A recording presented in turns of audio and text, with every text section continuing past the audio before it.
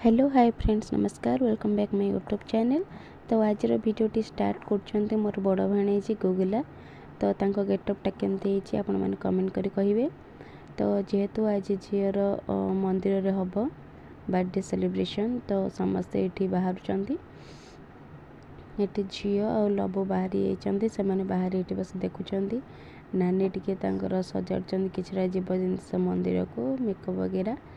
तो आशा करुँची आपण मैंने जमती श्रीधन को भल पाइबा देइचंती आ ता जन्मदिन ढेर सारा आशीर्वाद करेंगे ताको बहुत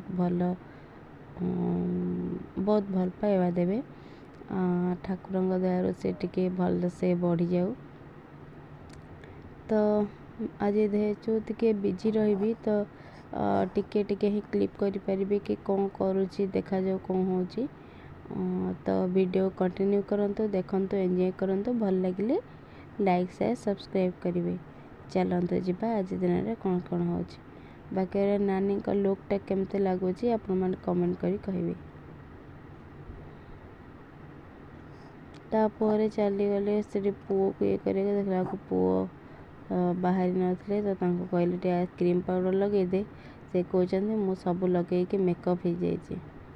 तो यहाँ आम झीर केक पॉइंट जो केक कटा जीवो ये हम सेलिब्रेशन। यहाँ हूँ टोटाल चारिपटर भ्यूटा सेपटे खंजाशाल अच्छे रोसई हो। तो आम बाबू को देखते केमती बसिक पूरा टेंशन ने अच्छा। तो तांका लुकटा केमती लगुच मुझे फोटो पठेबी आपण मैंने देखिए। तापर चलीगलु आम बाबा पश्चिमशंभु मंदिर को। तो मो झीर सेलिब्रेशन कोठी हरिराजपुर पाखे पश्चिमशंभु मंदिर करा। तो मंदिर भितर ये गोटे पोखरी अच्छी तो ये जो मैंने आसती छोट पिला तो से मैंने कॉइन पकाती मुझे जान नी आम भणजा बो कहले। तो ये समस्त गोड़ धोई सारापर झील को धरिकी कॉइन पकेबी। ये देखो सी कि कॉइन पकाऊना से पकईदे गोड़ टे धोई देकी नहीं आसवा।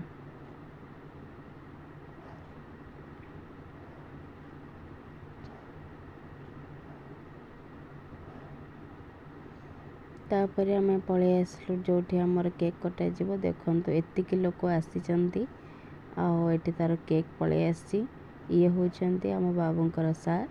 तो से प्रथम ही आसते स्टार्ट करागला सार और मैनेजर आसते ये भाई धरदे पिंटू भाई आमर। तापर ये केक कटा स्टार्ट हो गला भाई नानी झील को धरी केक काटिले। तो देखंतु एवं एंजॉय करंतु।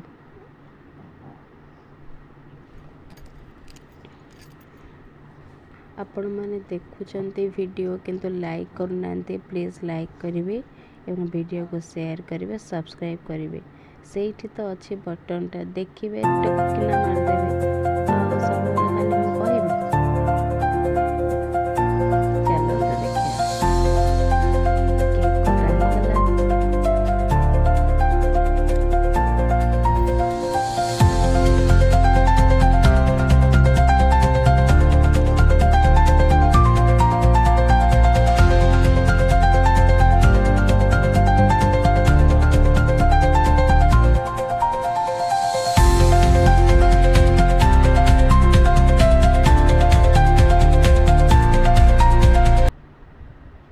आम बाबू तो पूरा व्यस्त देखुना कड़े चंपट मारी सारे कौटी थय नुहति से जहाँ झीर कमटा ना व्यस्त हेबेनि भी केमती भाई भी तापर पलैले सब शेष सब कम सरीगला आसला बेलू रात 8टा खंडे होगला। ये जी बेलून थे सब बस फुटाऊँ।